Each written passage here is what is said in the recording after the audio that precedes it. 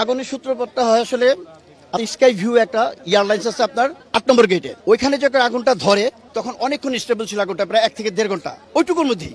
কিন্তু পরবর্তীতে আগুনটা 1.5 ঘন্টা ফায়ার ব্রিগেড কিন্তু চলে আসে। ফায়ার ব্রিগেড চলে আসে যখন আমরা বললাম আমাদেরকে কুরিয়ার সার্ভিসে ঢুকতে দেন, আমাদের মালগুলো আমরা সেভ করি।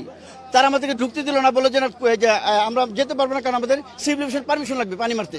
তখন আমরা কিছু পাই না, আমাদের বের করে দিছে। 1.5 ঘন্টা পরে আগুনটা আস্তে আস্তে চলে আসে আপনার কুরিয়ার সার্ভিসে। কুরিয়ার সার্ভিস সমস্ত ধরার পর চলে আসে আপনার ডিজিআর, যেটা আপনার ডেঞ্জারাস গুডস, যেটা আপনার কেমিক্যালে যখন আগুন লেগে যায় তখন এটা কারো ক্ষমতা থাকে না নেবানোর। এটা না আমার যখন জ্বলে যায় তখন ড্রাম ফুটতে থাকে বোম বাস্টের মতো। ওইখান থেকে চলে গেল আমার 1 নম্বর গোডাউনে।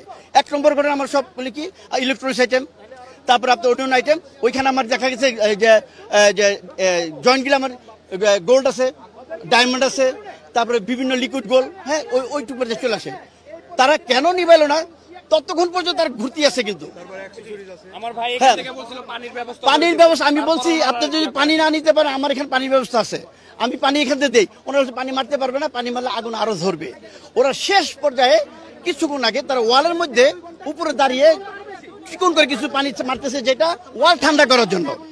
ওয়ালটাকে ভিতরে মারা নাই, তারা ভিতরে কোনো অ্যাক্টিভিটিস করে নাই, কাউকে যেতে দেয় নাই, কোনো কিছু করতে দেয় নাই, সব ব্লক করে দেওয়াতে সমস্ত C&F, তারপরে যারা কুরিয়ার সার্ভিসের যারা লোডার তারা সবাই বাইরে ছিল। যার জন্য এখানে হাজার, যদি কেউ বলে কোটি টাকা ড্যামেজ, নো, হাজার কোটি টাকা সম্পদ, যেটা আপনি মার্জিন করতে পারবেন না কাগজে কলমে, সম্ভব না, অসম্ভব। এটা আপনি যদি বলেন যে কেউ বলছে এখানে 1000 কোটি টাকা, ভুল। এখানে দেখা যায় আপনার হাজার, প্রচুর। হ্যাঁ, এটার কারণে